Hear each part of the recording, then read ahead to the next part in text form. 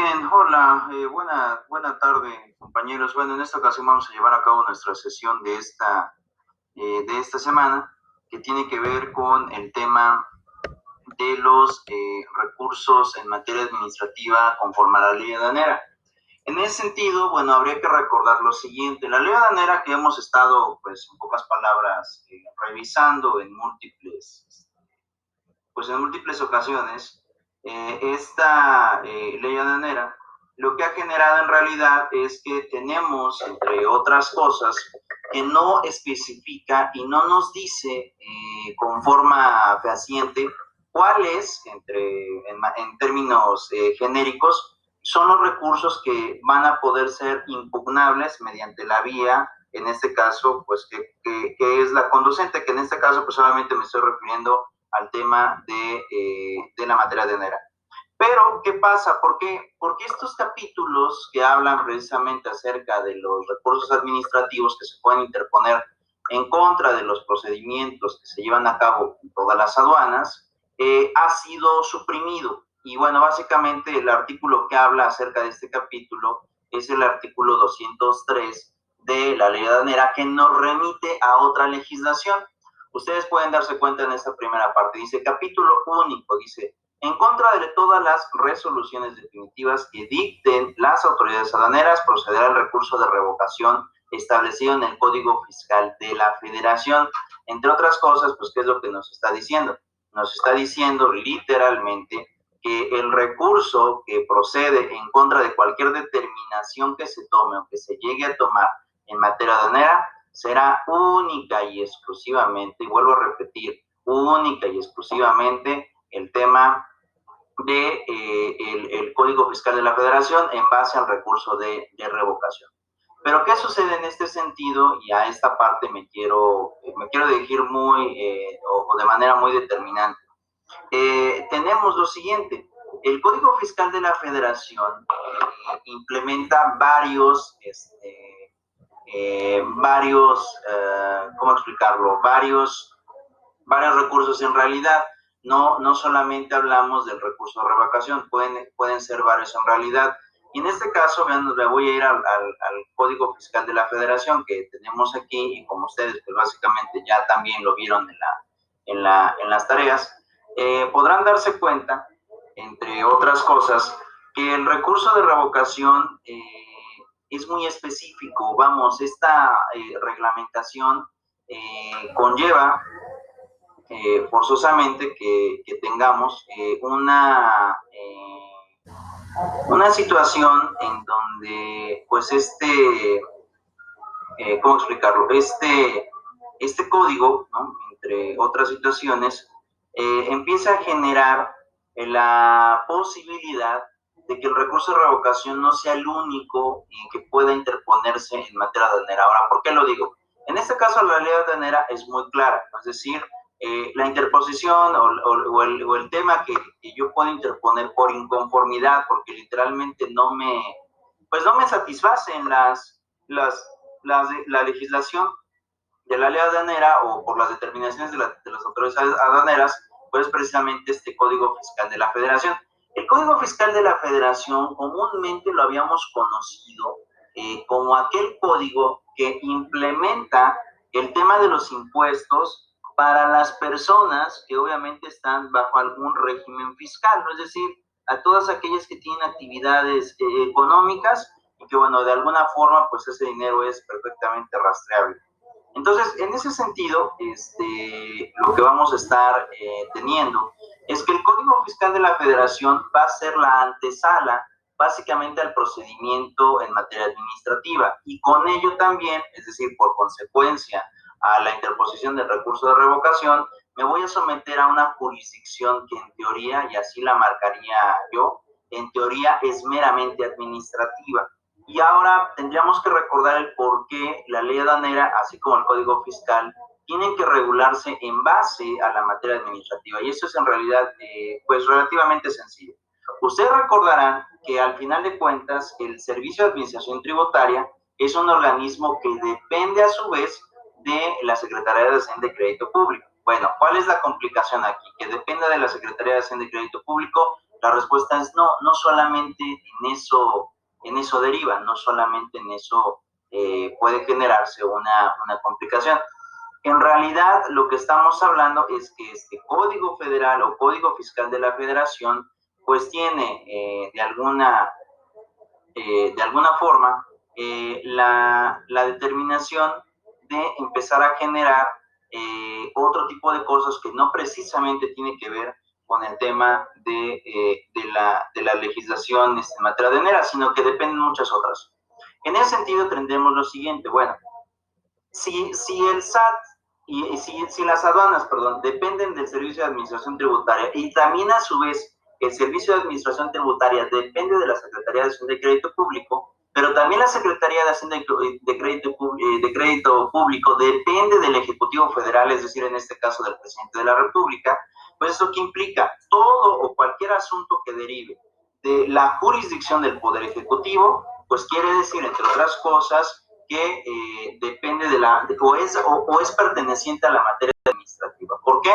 Porque al final de cuentas la administración de Estado, que le compete precisamente al presidente de la República, está dada de manera determinante para este máximo jefe, que bueno, que básicamente conlleva la responsabilidad de la administración de los recursos, que también a su vez esto implica que se tengan, entre otras situaciones, el distribuir el gasto y también la regulación del tráfico de mercancías. El presidente de la República incluso tiene facultades extemporáneas en la propia Constitución, para ser específico en el artículo 131.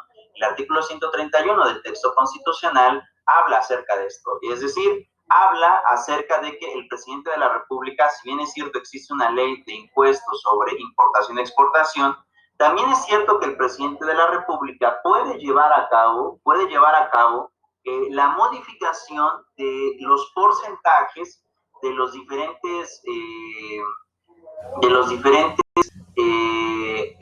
¿cómo explicarlo? De los diferentes impuestos que se pagan a nivel de comercio exterior. Entonces, por lo tanto, en ese sentido, pues a lo que voy, a lo que estamos manifestando, el presidente de la República, pues tiene a cargo toda la administración. Si puede modificar el tema de los impuestos por las facultades que viene en el artículo 131, sobre todo en materia de comercio exterior, pues eso que implica que pues al final de cuentas las aduanas, al ser pertenecientes de una dependencia que depende del Poder Ejecutivo, pues también es de carácter administrativo. Entonces, como podrás darte cuenta, es una legislación muy extensa.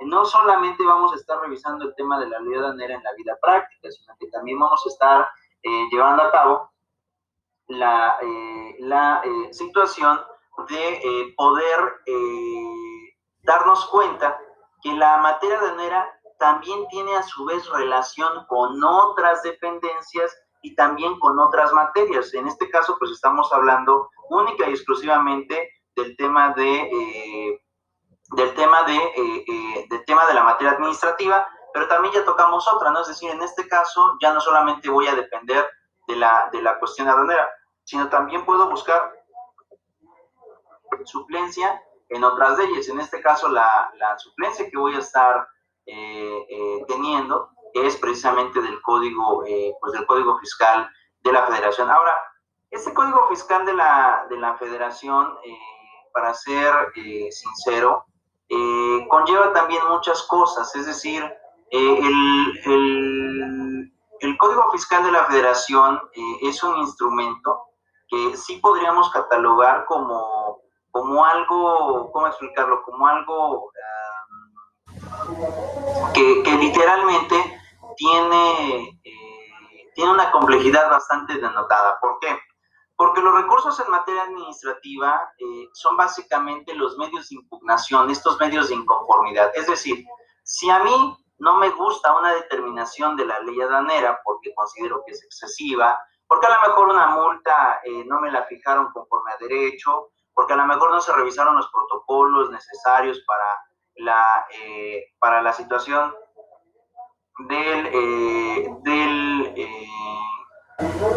¿cómo explicarlo? del sobrecargo o del cargo que se me hizo por incumplir con ciertas normas sobre la importación y exportación, yo puedo inconformarme, sobre todo en el pago de cuotas, o bien en la cuestión de las multas, a veces por no reportar, por a lo mejor tener una variación en los datos que obviamente son trascendentales para el registro del ingreso de mercancías a un país determinante. Pueden ser muchos factores, pero sobre todo en ese sentido, podremos decir que tenemos, entre otras cosas, una regulación pues bastante extensa, ¿no? Y a esa legislación me quiero abocar. Ahora, ¿qué es lo que va a pasar entonces con el recurso de revocación? Bueno, en el caso de los recursos que empiezan a partir del artículo 130 y que, bueno, de los cuales ustedes se habrán dado cuenta que les dejé de tarea del 130 al 133G, si mi memoria no me falla, del Código Fiscal de la Federación, conlleva también a su vez cierta complicación también. ¿Por qué lo manifiesto de esta naturaleza? ¿Por qué digo que hay cierta complicación? Porque aquí lo que vamos a tener es que el Código Fiscal nos va a ir básicamente diciendo las reglas de manera general aplicables a todos los recursos. Y ya después de que nos diga de las reglas generales aplicables a todos los recursos, ya los va a ir tratando de manifestar y de regular de manera específica. Pero la primera entrada que voy a tener es que en este caso los recursos van a estar dados ante una generalidad, y posteriormente a la generalidad pues ya voy a tener entre otras cosas pues una legislación un poco más amplia. Pero bueno, veamos esta parte. ¿Cómo se tramitan los medios de impugnación? Si yo estoy inconforme de una determinación de la autoridad aduanera, ¿cómo la tramito? ¿Cómo me inconformo a través de esta? Bueno, tenemos la primera parte, fíjense. Y empieza la primera parte con la regulación del recurso de revocación. Dice, en el recurso de revocación se admitirá toda clase de pruebas, excepto la testimonial y la confesión de las autoridades mediante la absolución de posesiones. No se considerará comprendida en esta prohibición una petición de informes a autoridades fiscales respecto de hechos que consten en los expedientes o de documentos agregados a ellos. Ahora, vamos a ir aclarando en este sentido a la que se refiere con el tema de la admisión de todas las pruebas. ¿A qué se refiere con la admisión de todas las pruebas? ¿Con qué o cuál es el objetivo de esta legislación? Bueno, tenemos esta primera parte. Bueno, en todo procedimiento judicial existen medios de prueba, es decir, la propia legislación otorga a las partes, ya seas actor o demandado, la oportunidad de presentar pruebas y desahogarlas, es decir, que se muestren ante el juez y obviamente que sean tendientes a demostrar, en este caso, la acción por parte del actor o bien la excepción o el mecanismo de defensa por parte del demandado. Dentro de estas clases de pruebas podemos encontrar, por ejemplo, a las pruebas documentales. Estas pruebas documentales, como su propio nombre lo indica, nos estamos refiriendo a documentos. Ahora, ¿qué tipo de documentos? Y aquí donde empiezan básicamente las reglas de las pruebas. Bueno, en el caso de la legislación civil, que es la que rige en el caso de las pruebas, en la legislación civil federal, nos establece que las documentales o las pruebas documentales son todos aquellos documentos que puedan servir como base de prueba para demostrar un hecho. Pero estos documentos pueden clasificarse en dos situaciones. La primera de ellas es el tema de las pruebas públicas o documentales públicas, pero también por otro lado tengo a las documentales privadas, documentales públicas y documentales privadas. En ese sentido, y viene referente a lo siguiente. Las documentales públicas son a todos aquellos documentos que han sido emitidos por alguna autoridad, ya sea de carácter administrativo, ya sea de carácter judicial, pero que al final de cuentas sean una autoridad. Por ejemplo, un presidente municipal puede tener o puede dar fe de documentos públicos. La respuesta es sí. ¿Cómo compruebo que tiene esa fe? Con el simple sello, es decir, Ellos obviamente están investidos por la figura ya sea de gobernador, de presidente municipal o de director o de alguna dependencia del ayuntamiento o de alguna dependencia de la Secretaría Federal, por ejemplo la SEP Federal o Secretaría de Turismo Federal. ¿Qué es lo que va a pasar si tú presentas un documento?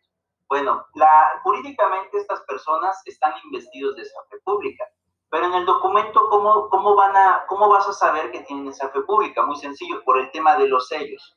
Yo sé que muchos de ustedes normalmente no prestan atención a estos sellos. Cuando tú vas a una dependencia y dejas algún documento, obviamente también vas a pedir en ese mismo o en ese preciso momento que te otorguen de alguna forma el tema de la recepción.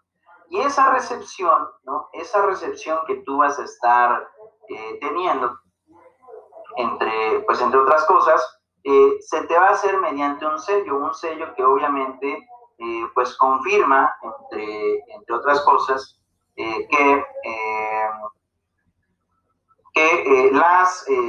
las personas de alguna forma o de alguna manera tengan al mismo tiempo la veracidad de que el documento fue recibido por una dependencia perteneciente a alguno de los poderes, ¿no? En este caso puede ser el Poder Judicial, puede ser el Poder Ejecutivo, alguno de los poderes, hablando de temas, pues de temas generales.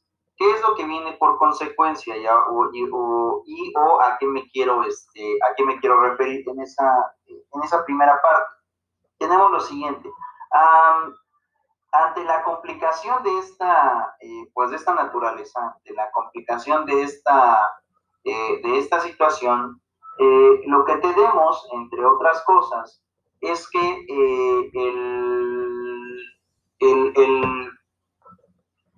la autoridad, al estar investida, otorga esa fe pública a los documentos.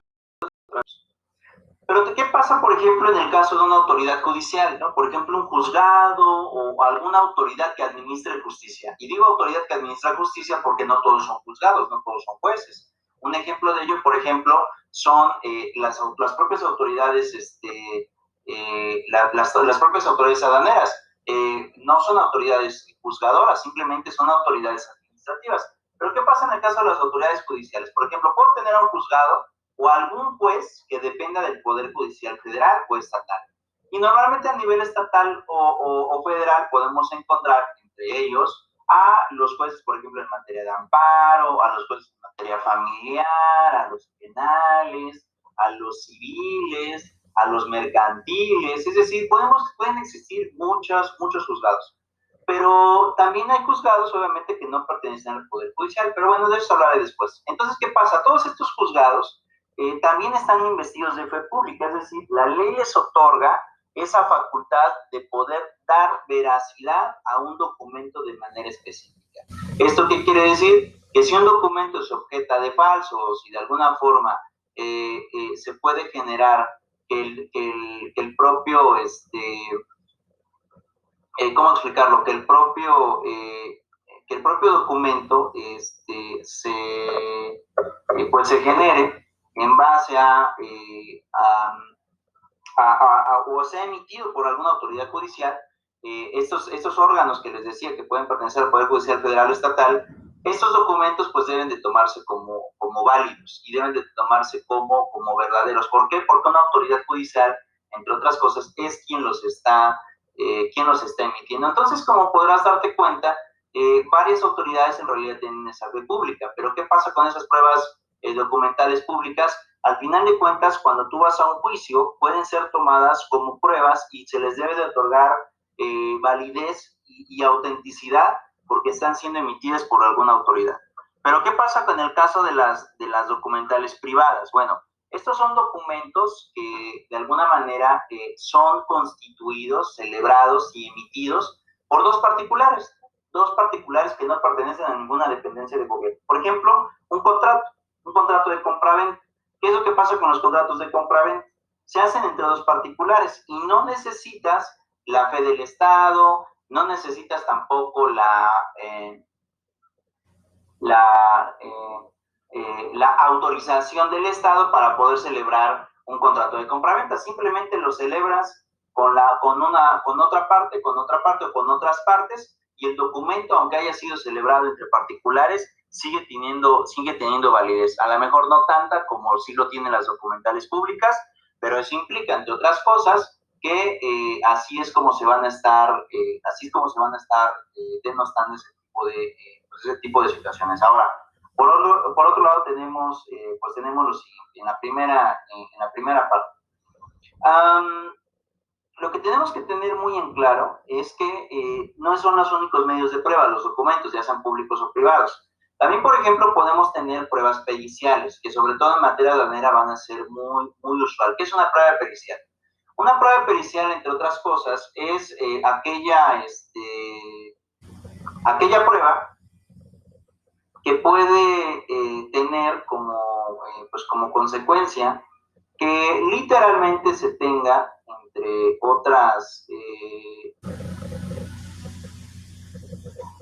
entre otras situaciones, que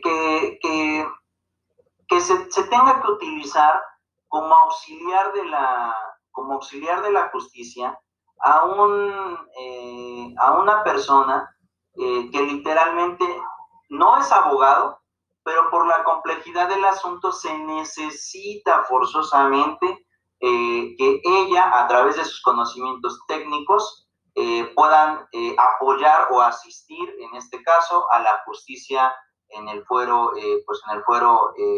federal o local. En ese sentido, pues también tenemos lo siguiente. ¿Qué es lo que sucede? Por ejemplo, ¿qué pasa si yo a lo mejor voy a inconformarme de la autoridad porque me fijó de manera incorrecta un avalúo respecto de mi mercancía? Es decir, de acuerdo a las oficinas de aduanas, me dicen que mi producto, que mi mercancía simplemente vale y ya tiene algo en específico, vale cierta cantidad minoritaria. Bueno, si yo estoy inconforme sobre ese avalúo, sobre ese lugar técnico, pues ¿qué es lo que sucede? Pues precisamente yo me voy a inconformar respecto a eso. No voy a estar conforme y por lo tanto me puedo inconformar. Ante esa situación, pues ¿qué es lo que voy a tener, entre otras cosas? Pues lo que voy a tener precisamente es que necesito un perito en avalúos. En este caso puede ser de múltiples factores. Es decir, pueden ser diferentes profesiones que a lo mejor pueden generar un avalúo certero. Puede ser un perito, a lo mejor arquitecto, un perito a lo mejor en tema de alimentos. ¿Y por qué lo digo? ¿Pueden generar avalúos ambos? La respuesta es sí. Aquí la diferencia es la técnica en la cual la van a ejecutar. No es lo mismo a lo mejor un avalúo de una casa habitación, que obviamente va a tener allí o va a necesitar un arquitecto, a lo mejor un tema de productos del campo, en donde pues obviamente voy a tratar de utilizar a lo mejor a un ingeniero agrónomo.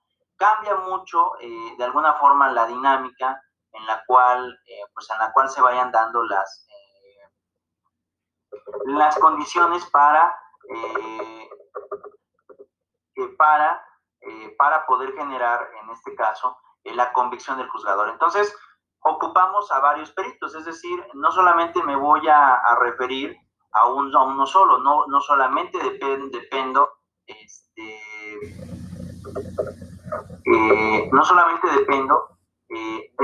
un solo método, sino que de alguna manera puedo utilizar varias formas que me ayuden a tener una convicción, o que logre tener una convicción a un juzgador de manera eficiente. Entonces, en el caso de las pruebas, en este caso, tenemos que tomar precisamente en cuenta eso, es decir, este caso del tema de que dice que se aceptan todas las pruebas, pues ya te imaginas a cuántas pruebas se está refiriendo. Ya vamos, en este caso, dos clasificaciones. Puedo permitirme el uso de un perito en materia de en materia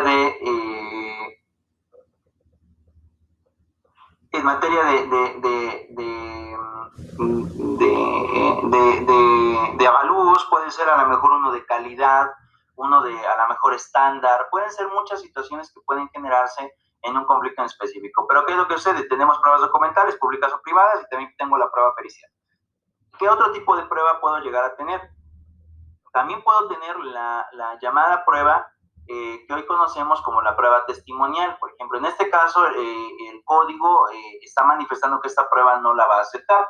Pero ¿qué es una prueba testimonial? Y yo considero que, bueno, aquí comprendo por qué no la aceptan. Una prueba testimonial es cuando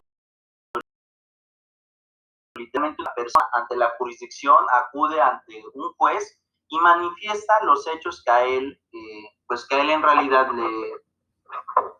le constan o le competen. ¿Y qué es lo que sucede en ese sentido? Bueno, en ese sentido lo que vamos a estar teniendo, pues es que esta autoridad precisamente lo que va a hacer es verificar que lo que la persona llegue a manifestar dentro de las actuaciones judiciales, pues sea, entre otras cosas, pues sea verdadero, ¿no? Es decir, que no esté diciendo pues mentiras ante el juzgador. Pero ¿qué es lo que sucede también en caso, pues en caso contrario? O sea, pues a qué me quiero referir. También podríamos decir que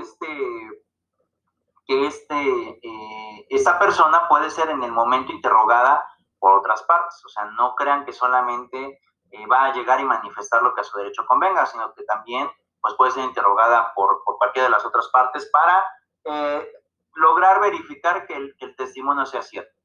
En este caso, como es la materia aduanera, te dice, no la acepto, no acepto la testimonial. ¿Por qué no la aceptas? Porque en materia aduanera, y como hemos estado viendo en todo el curso, lo único que se va a dar como aceptación, lo único que se va a dar como, pues sí, en realidad como verdadero, como cierto, es el tema es el tema de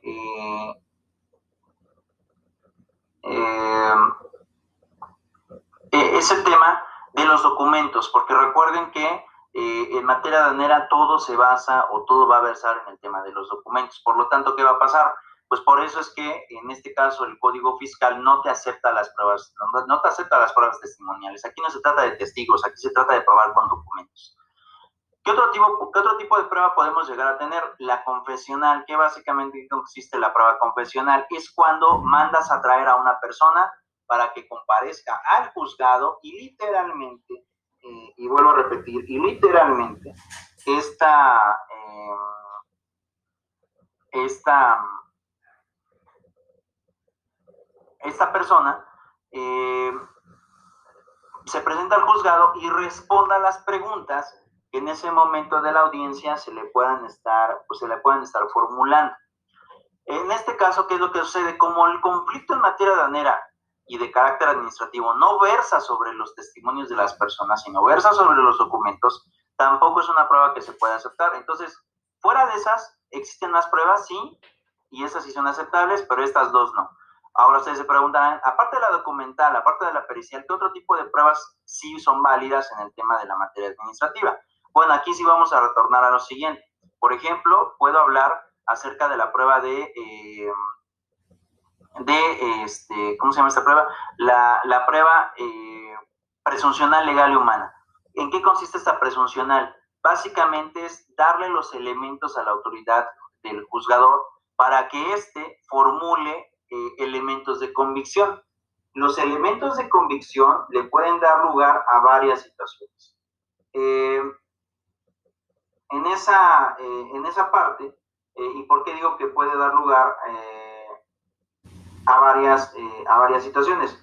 Porque vamos a tener que es una prueba que literalmente depende de la apreciación del juzgador.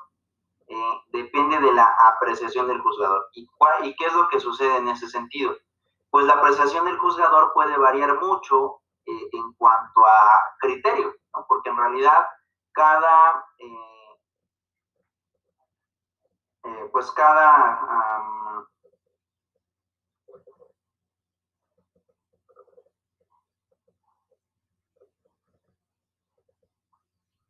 cada autoridad puede variar en criterio de manera significativa. Podemos variar de un criterio a otro por muchas razones. Y bueno, ¿qué es lo que sucede? Estas pruebas que son en realidad a través de la convicción del juzgador, son muy amplias. ¿Y por qué digo amplias? Porque pueden tomarse en muchos sentidos. Es decir, no hay un sentido limitativo para parte del juzgador, simplemente es lo que a él le logre convencer para poder determinar o resolver un conflicto. Obviamente, ¿qué pasa con las personas que aportan este tipo de pruebas, sobre todo las pruebas presuncionales? Tratan siempre en la redacción de que el juzgador tome en cuenta la prueba, pero a favor de aquel que lo está ofreciendo. Es decir, no se va a querer en ninguna circunstancia que la prueba en realidad conlleve, entre otras cosas, a que el juzgador tome un libre criterio sobre la valoración de la prueba, sino que se induce al propio juzgador para que tome en un sentido específico el cómo debe de valorarse una prueba. Entonces, ¿qué es lo que pasa? En estos juicios de recursos vamos a poder tener a las pruebas periciales, vamos a tener a las pruebas documentales públicas o privadas, y también vamos a tener a las pruebas presuncionales, aunque la que más va a valer es la prueba documental. Ahora, yo también les había dicho durante el curso, bueno, ¿qué es lo que pasa con el sistema electrónico de aduanas y sobre la documentación que se tiene que entregar? También se pueden hacer peritajes en sistemas electrónicos. Entonces, la propia ley aduanera establece que el sistema electrónico puede tomarse como una fuente de información fidedigna. Por lo tanto, en este caso, ¿qué es lo que sucede? La fuente de información fidedigna implica,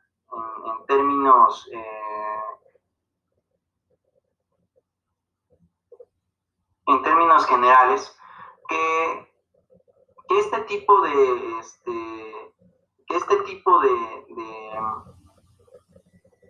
de pruebas son pues básicamente las que puede tomar en cuenta el juzgador para dictar una sentencia. Ahora, en este caso lo que quería es que viéramos unos medios de prueba para que ustedes se percaten cuáles son los que vamos a tomar en cuenta en un procedimiento. Obviamente aquí ya hice la aclaración de que dos no se van a tomar en cuenta, pero bueno, vemos el video en una pequeña parte y ahorita regreso.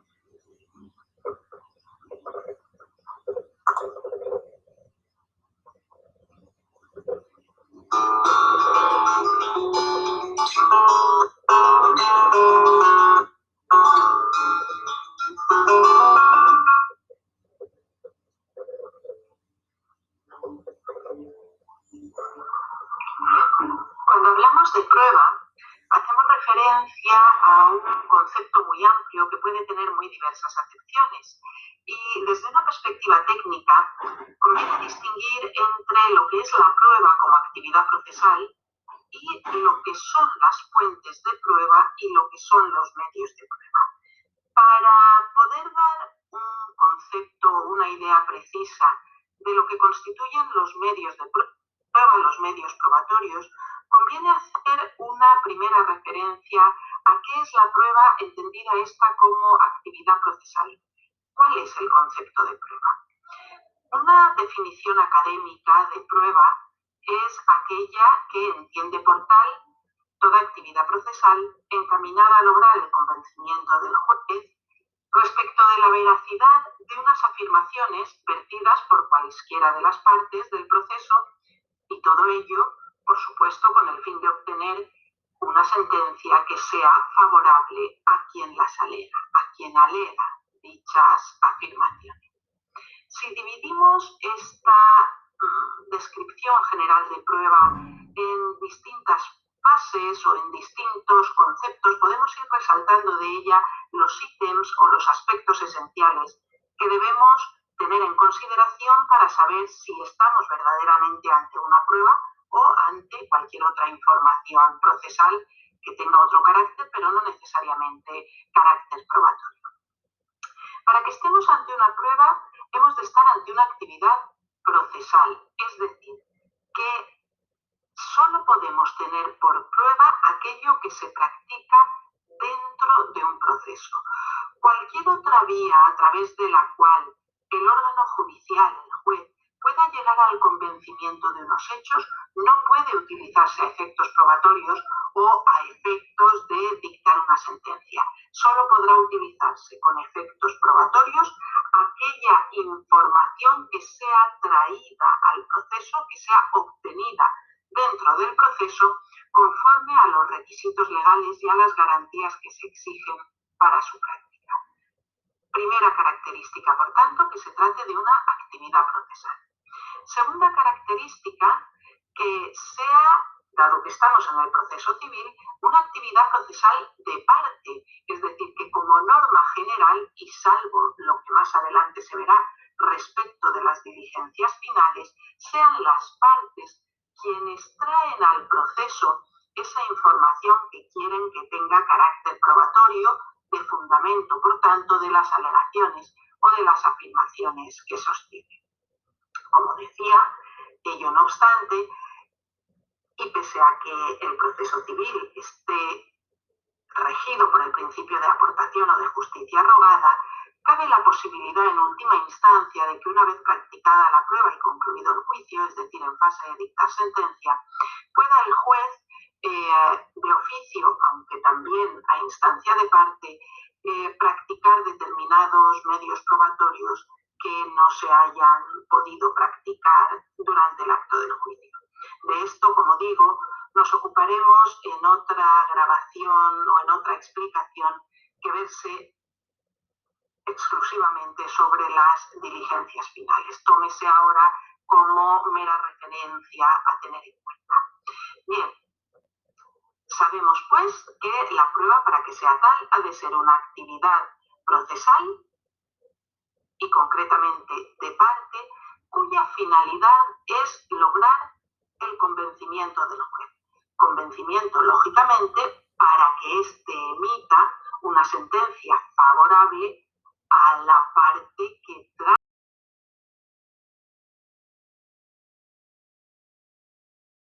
al cual la prueba, en realidad, ha de versar sobre las afirmaciones que las partes vierten en el proceso. Eso es lo que tienen que probar.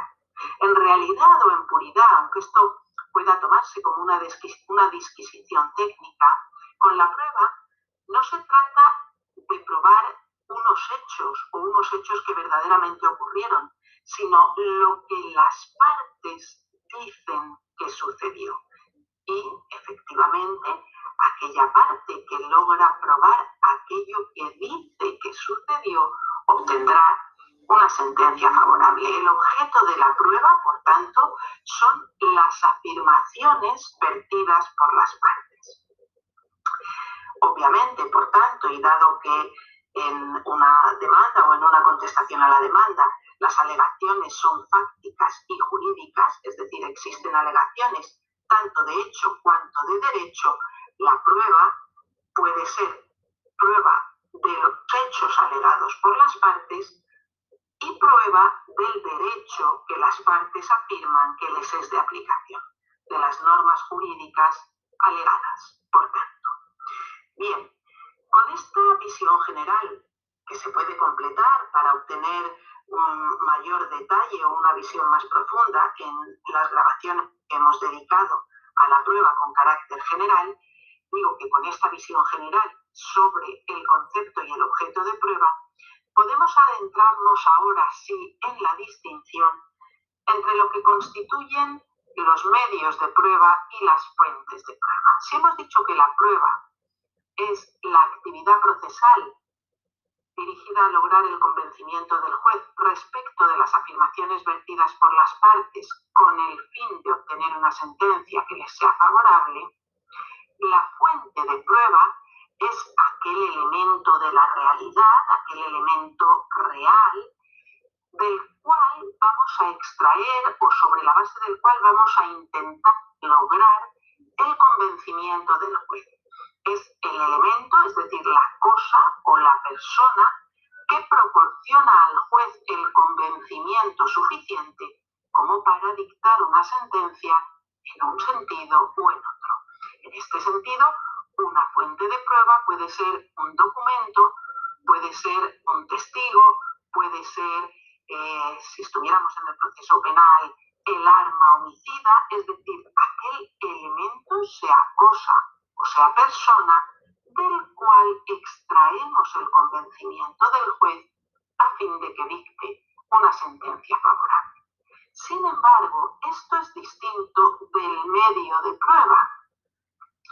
Los medios de prueba son aquellos procedimientos legalmente previstos que permiten incorporar válidamente al proceso una fuente de prueba. Y Aquí voy a hacer una pequeña pausa y voy a regresar en este caso al tema del Código Fiscal. Como podrán darse cuenta y como perfectamente lo explica en el video, básicamente que cualquier materia de prueba puede ser presentada ante juicio. Obviamente también que dicha prueba o dicho documento o dicha prueba pericial se haya obtenido de manera legal. En este caso, como les puedo repetir, la materia aduanera es muy amplia. ¿Por qué? Porque tenemos mercancías de todo tipo. Yo puedo a lo mejor evaluar una mercancía, pero también puedo evaluar si esa mercancía cumple con estándares de calidad o bien si el empaque en realidad es el requerido para poder transportar ese tipo de mercancía. Es decir, incluso en la falsificación de documentos, ¿no? Es decir, podemos tomar muchos métodos de prueba. ¿Por qué? Porque existen diferentes formas para poder llevar a cabo el convencimiento por parte de un juzgador. Sin embargo, pues en esta situación, pues que tenemos, que el juzgador en ese sentido puede hacerse valer de muchos métodos o de muchas formas. En este caso, el artículo 130 que ustedes tienen aquí, pues ¿qué es lo que sucede? Pues está interponiendo, entre otras cosas, que pues este recurso, esta formulación forzosamente implica que el método sea, perfectamente establecido. En este caso, que la legislación en realidad esté permitiendo los medios de prueba y al final de cuentas la autoridad los va a dar como petición. Ahora, ¿qué es lo que sucede en esta parte? Bueno, todavía tendremos una clase más y esa clase más a la cual me voy a estar refiriendo tiene que ver precisamente con estos mecanismos de prueba, es decir, los mecanismos que de alguna forma implican que se tenga, entre otras cosas, la legislación ya de manera complementaria en el caso de estos recursos. Ahora, ¿por qué es importante que viéramos las pruebas? Porque básicamente en los recursos se pueden admitir pruebas, por lo tanto, ¿qué es lo que sucede? Si ustedes, obviamente, si yo no explicaba el tema de las pruebas, pues ¿qué iba a dar lugar a esto? Pues que no iban a comprender con manera exactitud qué es lo que íbamos a hacer en el recurso de revisión. Yo lo que les estaba diciendo es precisamente esto, es decir, el recurso es el medio por el cual yo me voy a inconformar. Esto es porque la ley aduanera me exige forzosamente, o sea, la ley aduanera me exige forzosamente que yo, ¿no? En este caso, yo llegue a tener una legislación que me permita aportar esos mecanismos de prueba. Entre otras cosas, la ley aduanera no logra regular el tema de los recursos, nos remite al Código Fiscal, y el Código Fiscal sí me va a establecer el recurso de revocación. Básicamente en la ley aduanera es el único por el cual yo me puedo inconformar. Sin embargo, el Código Fiscal pues versa sobre otros recursos que no específicamente son única y exclusivamente el tema del recurso de revocación. Pero bueno, nos queda una clase más, vuelvo a repetir, lo estaremos viendo en la próxima sesión, y bueno, por mi parte sería todo, nos vemos hasta la próxima.